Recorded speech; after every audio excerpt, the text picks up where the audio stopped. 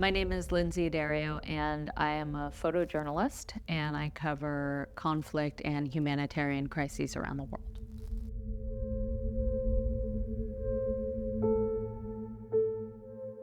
I freelance for the New York Times and National Geographic, among other publications, mostly based in the US. And most of my work over the last 2 decades has been focused on humanitarian crises, conflict, and now most recently Ukraine, where I've spent most of the last 2 years.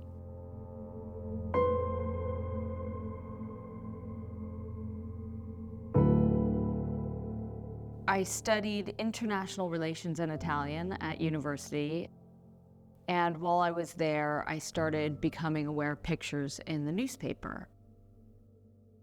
Suddenly, I had this great epiphany that photojournalism was the perfect marriage of an art and telling stories. That's when I really decided this might be a profession that I would want to pursue.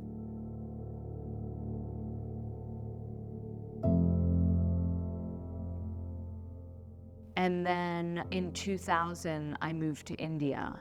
And my goal was to sort of continue working overseas, but very quickly I was sort of riveted by the situation for women in Afghanistan living under the Taliban. And by the time September 11th happened, I had already been to Afghanistan 3 times under the Taliban, and so it sort of made sense for me to go back.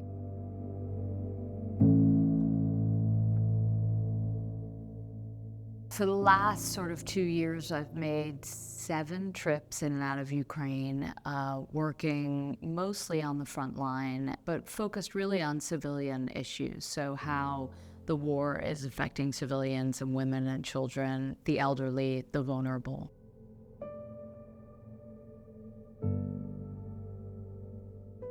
But now we're 2 years in, and it's very hard to keep the audience engaged and interested, and for me personally to come up with new story ideas. My primary role is to try to convey to the reader what is happening on the ground. So if I can evoke the same emotions I have when I come upon a scene, then I feel like I've done my job.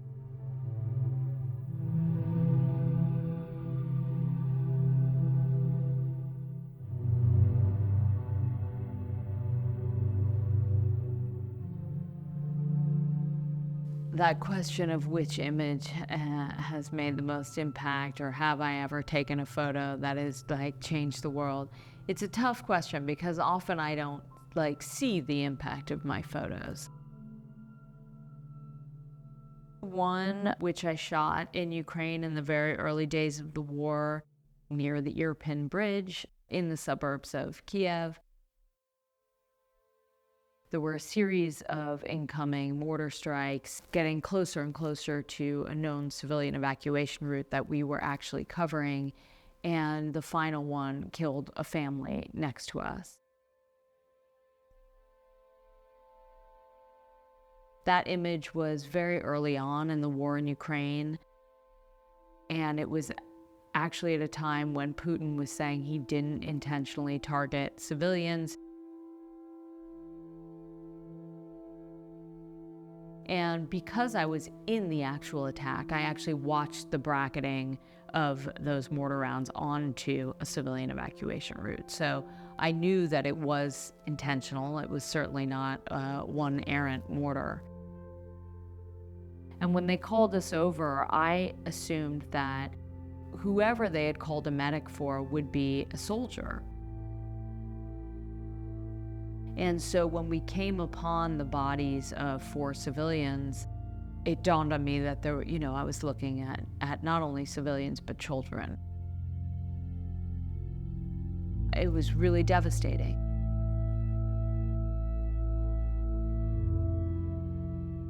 And I also realized this is exactly when I need to photograph and not run away, because my instinct, of course, was to run. My instinct was to get out of there because we were still under fire.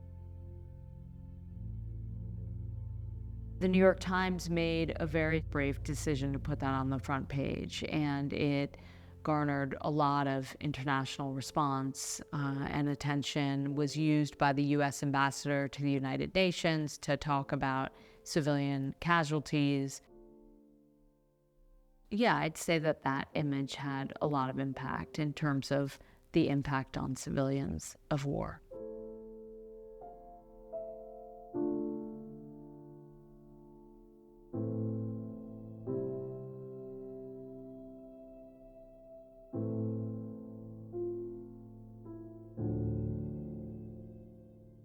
I never set out to be a war photographer. I got drawn into it mostly by curiosity, by my sort of passion for traveling and my interest in women's issues around the world.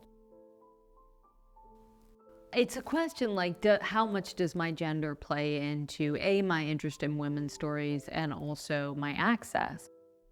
I think in countries that are very religious, where men and women are separated by gender, obviously I have access to women and men because as a journalist, I'm sort of this third sex. I'm not sure that men and women see differently, but I think that people respond to us differently. And I think we have different characters, not only men and women, but as individuals. And so it's important to also realize that people respond to every one of us photographers differently, male or female.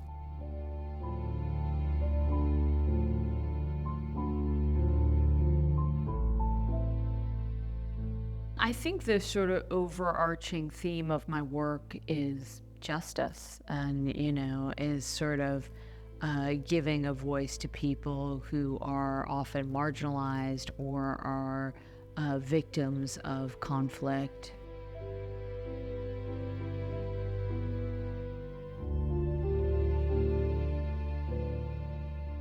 It's hard to envision the future of my work. I mean, I think there's a lot of sort of doomsdayism when it comes to photojournalism and journalism as a whole, because of course budgets are shrinking and there's a lot of negative sort of chatter about fake news. And, I guess in essence, there are a lot of people who are threatened by journalists because they tell the truth. And there are many people who don't necessarily want the truth told. I believe wholeheartedly in journalism and the power of it and the power of truth. And I think I can continue doing what I'm doing and telling these stories. And I hope that generations after me can continue doing what I've done.